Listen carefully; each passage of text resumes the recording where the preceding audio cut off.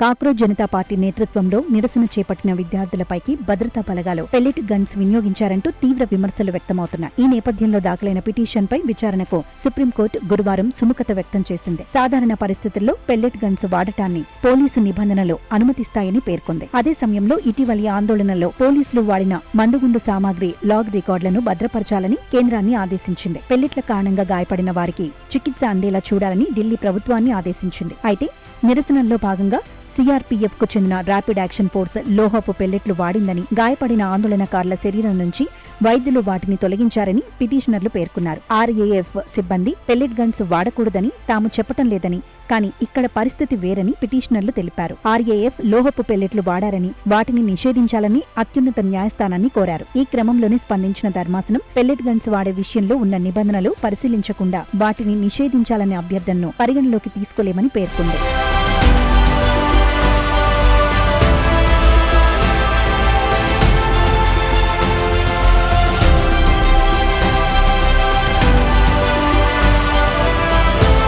అసాధారణ పరిస్థితుల్లో దశల వారీ బల ప్రయోగంలో భాగంగా పెల్లెట్ గన్స్ ను ఉపయోగించేందుకు పోలీసు నిబంధనలు అనుమతిస్తున్నాయని ధర్మాసనం తెలిపింది. అలాంటి నిబంధనల చట్టబద్ధతను ప్రశ్నించకుండా నేరుగా నిషేధం కోరడం స్పష్టత లేని విజ్ఞప్తిగా కనిపిస్తోందని పేర్కొంది. అధిక బల ప్రయోగం జరిగిందన్న ఆరోపణల నేపథ్యంలో పెల్లెట్ గన్స్ వినియోగానికి స్పష్టమైన మార్గదర్శకాలు రూపొందించాలని కోరితే పరిశీలించవచ్చని ధర్మాసనం అభిప్రాయపడింది. శాంతియుతంగా నిరసన తెలిపే విద్యార్థులపై హింసకు తావు ఉండకూడదని సుప్రీంకోర్టు స్పష్టం చేసింది. అదే సమయంలో కొన్ని సందర్భాలలో పరిస్థితులకు అనుగుణంగా దశలవారీ చర్యలు అవసరం కావచ్చని పేర్కొంది. పోలీసులు ప్రాణాంతక చర్యలకు వెళ్లాల్సిన అవసరం రాకుండా తగిన ప్రత్యామ్నాయ పరికరాలు, శిక్షణ కల్పించాలని వ్యాఖ్యానించింది. ఘటన జరిగిన సమయంలో పోలీసులు రక్షణ పరికరాలతో సిద్ధంగా ఉన్నారని, అక్కడి పరిస్థితులకు అనుగుణంగానే నిర్ణయాలు తీసుకున్నారని కేంద్రం తరపున వాదించిన సొలిసిటర్ జనరల్ తుషార్ మెహతా తెలిపారు.